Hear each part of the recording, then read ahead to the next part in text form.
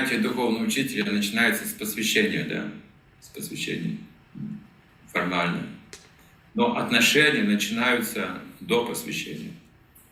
Например, вы выходите замуж не сразу вы расписываетесь в ЗАГСе и регистрируете брак. Сначала есть отношения, проверяете эти отношения.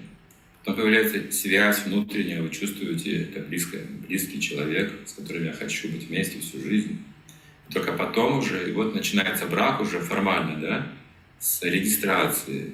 Вот это посвящение называется, например.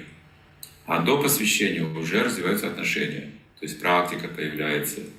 То есть мой гуру повторяет Харе Кришна мантру, я тоже должен повторять Харе Кришна мантру. Мой гуру соблюдает регулирующие принципы, я тоже соблюдаю регулирующие. Так строятся отношения, так укрепляется связь, а потом формально закрепляется.